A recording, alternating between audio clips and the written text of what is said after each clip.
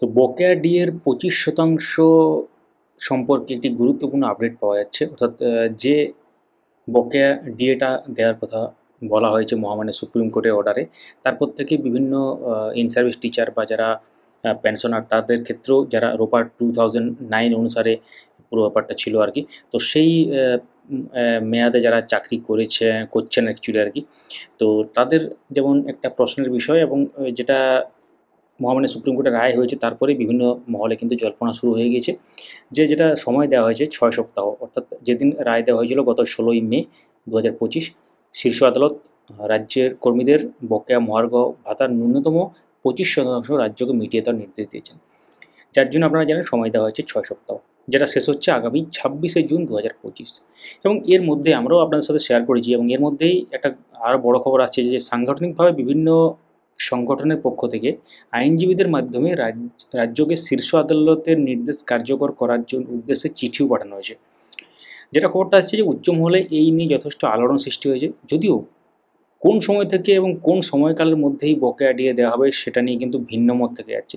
এখন ভিন্ন মত থাকলেও যেটা বলা হয়েছে যে সংক্রান্ত ব্যাপারে মামলা, এবং সেই মামলার পরে যে রায় হয়েছে মহামান্য সুপ্রিম কোর্ট যেটা বলেছেন সেই অনুসারে কিন্তু কাজ করতে হবে, তাছাড়া কিন্তু কন্টেম্পট অফ কোর্ট হওয়ার সম্ভাবনা রয়েছে। বিভিন্ন সংগঠন এই নিয়ে বিভিন্ন রকম তাদের যে কথা জানিয়েছেন, এবং একাংশের ধারণা রাজ্য এসএসসি 2016 নিয়ে যথেষ্ট উদ্বিগ্ন, সেই জন্য এটা নিয়ে হয়তো দেরি হচ্ছে, কিন্তু এমনটা হয়তো নাও হতে পারে। এরপরে তো ডিএ নিয়ে উচ্চ পর্যায়ে আলোচনা হতে পারে আনুমানিক কত খরচ হতে পারে সেই ব্যাপারে, এবং কর্মীদের একাংশ বকেয়া ডিএ পাওয়ার ব্যাপারে এখনও সন্দিহান। আইনজীবীদের অবশ্য এই বিষয়ে একটাই বক্তব্য, বকেয়া না মেটানো ছাড়া রাজ্যের হাতে বিকল্প কোনো রাস্তা খোলা নেই। অর্থাৎ এক্ষেত্রে মহামান্য সুপ্রিম কোর্টের রায়, সুপ্রিম কোর্টের যে নির্দেশ সেই অনুসারে কিন্তু অবশ্যই এখানে পালন করতে হবে, কারণ না পালন করলে কিন্তু আরও অন্য জটিলতার সৃষ্টি হতে পারে। তো হয়তো কিছু ইন্টারনাল ফ্যাক্টরস এবং অন্দরমহলে কিছু হয়তো আলোচনা চলছে এটা নিয়ে, এবং এর সাথেও কিন্তু বিভিন্ন সংগঠনের পক্ষ থেকেও দাবি জানানো হচ্ছে। এখন দেখার বিষয় এটা কবে কার্যকর হয়, কী হয়, এবং